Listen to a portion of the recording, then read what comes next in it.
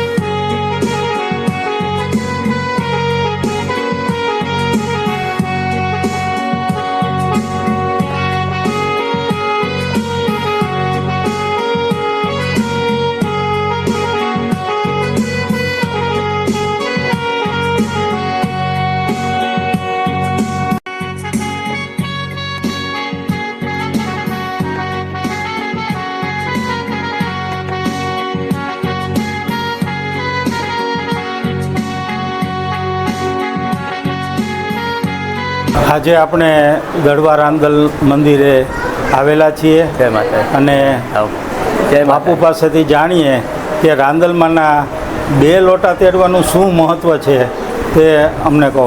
જય માતાજી। માતાજીના 2 લોટા એટલા માટે તેડવામાં આવે છે કે જ્યારે રાંદલમાંના લગ્ન સૂર્ય ભગવાન સાથે થયા ત્યારે સૂર્ય ભગવાનનું તેજ એટલું બધું હતું કે માતાજી ભગવાનની સામે જોઈ નહોતા શકતા। એટલે માતાજીએ એના જ જેવું એક સ્વરૂપ ઉત્પન્ન કર્યું, એને આપણે છાયા સ્વરૂપ કહીએ। એટલે 1 લોટો રાંદલમાંનો તેડાય છે અને 1 છાયા માતાજીનો તેડાય। એટલે આપણે લોટા તેડવા હોય ત્યારે જોડમાં લોટા તેડવાના, એક રાંદલ માતાજીનો અને 1 છાયા માતાજીનો, એટલે 2 લોટા તેડાય છે। જય માતાજી। જય માતાજી। મારું ગામ ગોંડલ, કુળદેવી રાંદલમાં મારા કુળદેવી છે અને મા જેની આંગળી પકડે છે ને એને જિંદગીની અંદરમાં કોઈ જાતનું કોઈ પણ જાતનું દુઃખ આવતું નથી। મારી ઘરે માતાજીના લોટા 101થી માંડીને 342 સુધી મેં ગોંડલ શણગારેલા છે અને આ માની કૃપાથી તમે માના દર્શને હું મન થાય ત્યારે દળવા એમનેમ આવતો રહું છું। મા મારી કુળદેવીમાં રાંદલ માતા છે, એના ઉપર જેટલી શ્રદ્ધા રાખો આ તમારા કામ અવશ્ય થાય। જય માતાજી।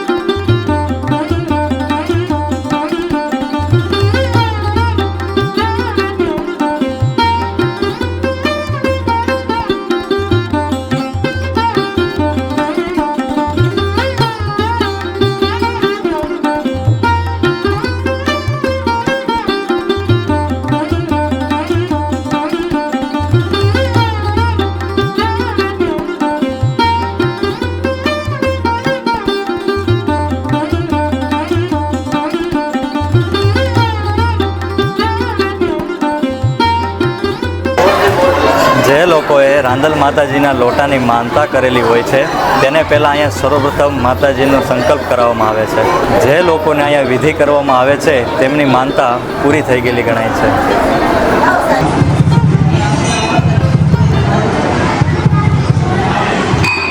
सर्वमङ्गलमाङ्गल्ये शिवे सर्वार्थसाधिके शरण्ये त्र्यम्बके गौरी नारायणि नमस्तुते शरणां गतदिनार्थं परित्राणं परायणे सर्वशान्ति हरे देवी नारायणि नमस्तुते महंसयुक्तमानस्ते मा ब्राह्मणे नमस्ते कीर्तिनीं महाव्रजे सहस्रनो स्वरूपे महारावे देवी नारायणि नमस्तुते दृष्टा कलावदने शिरोे से महादेवी नारायण नमस्ते सर्वस्वरूपे सर्वे बधाई सर्वप्रथम पवित्र भावानी से तो मनमा बધી નદીઓનું સ્મરણ કરી જાઓ કે હરિ ઓમ શ્રી ગંગા કાવેરી સરયો મહેન્દ્રતી ચર્મવતી વેદિકા શિપ્રા ભૈરવતી મહાસુર નદી ખ્યાતાજિયા હરિતા પૂર્ણવંતુ મે માંગ.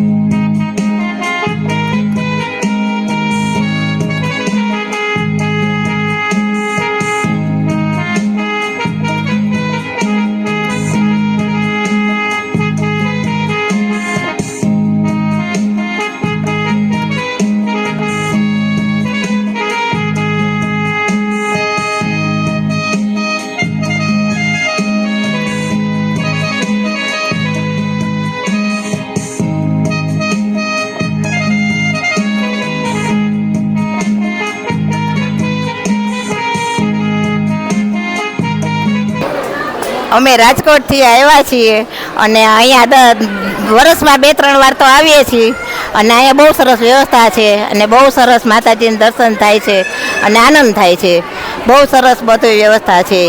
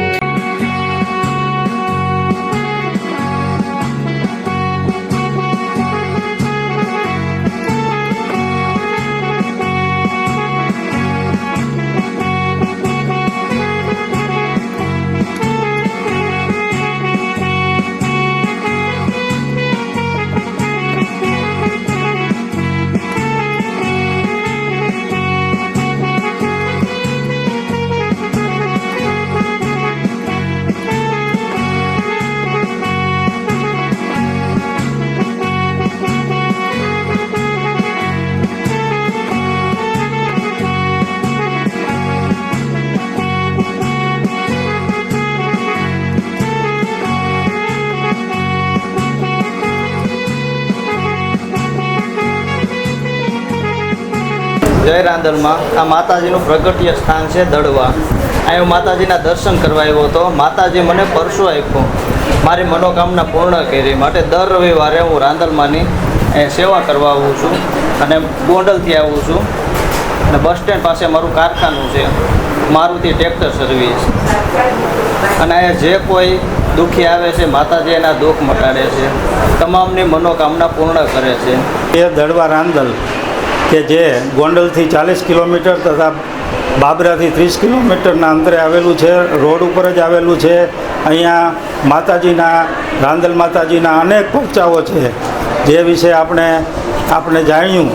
તેમજ માતાજીના પ્રાગટ્ય વિશે પણ આપણે મંદિરના પૂજારી પાસેથી જાણીએ. માતાજી એક એમની લીલા કરવા માટે આ મૃત્યુલોક ઉપર આવ્યા હતા. માતાજીનું પ્રાગટ્ય સ્થાન છે આ. માતાજી સ્વયંભૂ છે. માતાજી અહીંયા આવવાનો મુખ્ય હેતુ હતો કે આ મનુષ્યની રક્ષા માટે. માતાજી નાના બાળ સ્વરૂપે અહીંયા આ ભૂમિ ઉપર આવે છે. ભયંકર દુકાળ 7 દુકાળ પડ્યા હતા અને બધા માલધારીઓ પોતાના માલ ઢોર લઈ અને પાણીની તલાશમાં નીકળ્યા હતા. તો માતાજી એમને આ જગ્યા ઉપર એમને નાની બાળકી સ્વરૂપે મળે છે અને માતાજી 6-7 વર્ષની દીકરીનું સ્વરૂપ લઈને એમને આ જંગલ વગડામાં મળે છે. તો માલધારીઓ અચરજ પામે છે કે ઓહો, આ નાની એવી કન્યા આ જંગલમાં કોણ મૂકીને વયું ગયું હશે. એ માલધારીઓને એમ થયું કે ચાલો આપણે આમ નીકળ્યા છીએ તો માતાજી આ કન્યાને આપણે સાથે રાખી લઈએ. પણ જેવી માલધારીઓને આ કન્યા મળે છે તો અચાનક મંગળ વર્તાવા મળે છે. મુસળધાર વરસાદ થાય છે. તો માલધારીઓને એમ થયું કે આપણે અહીંયા જ મેસ નાખીને રહી. આ બાળકી કાંઈક ચમત્કારી છે કે આને મળવાથી આપણે જે વરસાદ જે નહોતો મહાદુકાળ પડ્યો હતો એમાંથી આપણે પાર પામી શકશું. પછી માતાજી આ ભૂમિ ઉપર રહી અને માલધારીઓમાં જે અપંગો હતા એમને અંગ સાજા કર્યા, અપંગોને પગ આપ્યા, આંધળાઓને આંખીઓ આપી, રક્તપિતિયાઓના રોગ મટાડ્યા, વાંઝિયાઓને પારણા બંધાવ્યા. પણ આ ભોળા માલધારીઓ છે એ માતાજીને પામી નથી શકતા. એટલે માતાજીએ બીજી લીલા કરી કે માતાજી જ્યાં સુધી અહીંયા રહ્યા ત્યાં સુધી માતાજીએ ગૌધનને ગાયોની સેવા કરી છે. એ માતાજી ગાયો ચરાવવા માટે નીકળે છે. તો ઘણા ટાઈમ અહીંયા માલધારીઓનો નેસ રહ્યો. એટલે બાજુમાં ધુતારપુર નગર હતું, ત્યાંથી સિપાહીઓ દૂધ ને માખણ ને છાશ એવું લેવા આવતા. તો માતાજી એને 21 વર્ષની સુંદર કન્યાનું રૂપ બતાવ્યું. એટલે સિપાહીઓ મોહિત થયા કે આ તો આપણા રાજકુળમાં શોભે એવી કન્યા છે. તો એમના બાદશાહને રાજાને વાત કરે છે કે આપણા રાજમાં શોભે એવી કન્યા છે અને માલધારીઓના નેસમાં છે. એટલે રાજાઓએ તો તરત ફરમાન કર્યું કે જાઓ એ કન્યાને અહીંયા લેતા આવો. સિપાહીઓ આવે છે નેસમાં અને કન્યાની માંગણી કરે છે કે ભાઈ કન્યા અમને આપી દો, અમારા રાજમાં લઈ જવા છે. પણ એવી કન્યા તો માલધારી પાસે કાંઈ હતી નહીં. એમની પાસે તો માતાજી નાની બાળકી સ્વરૂપે છે. એટલે સિપાહીઓ મારઝૂડ કરે છે, નેસનો નાશ કરે છે અને પાછા વ્યા જાય છે. પાછા રાજાને વાત સિપાહીઓ કરે છે. સિપાહીઓ રાજાને વાત કરે છે કે માલધારીઓએ કન્યા આપી નહીં. એટલે રાજા તો મોકલે છે, આખું દળ કટક લઈને નીકળે છે કે આખા નેસનો નાશ કરી નાખો. માતાજીને તો આ બધી લીલાની ખબર હતી. આમથી દળ કટક આવે છે અને માતાજી ગાયો ચરાવે છે. જેમ દળ કટક નજીક આવ્યું, માતાજીની બાજુમાં 2 વાછડા બેઠા હતા. એમની ઉપર હાથ ફેરવીને વાછડામાંથી સિંહમાં પરિવર્તિત કરે આખા દળ કટકને માતાજી અને સિંહ થઈને દળી નાખે છે. એટલે આ ગામનું નામ દળવા પડ્યું છે. પછી માતાજી એનું સ્વયં પૂરું સ્વરૂપ બતાવી બધાને માલધારીઓને આશીર્વાદ આપી અને આ જગ્યા ઉપર માતાજી સ્વયંભૂ સ્થાપિત થઈ જાય છે. અને માતાજી કેટલા પ્રાચીન છે એનો તો કોઈ પાકો ઇતિહાસ નથી.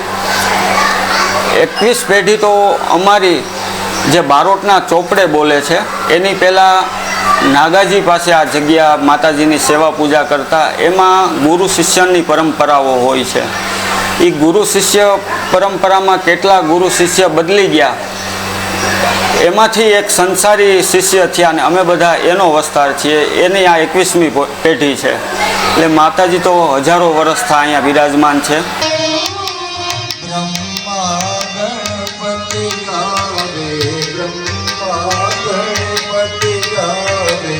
Hare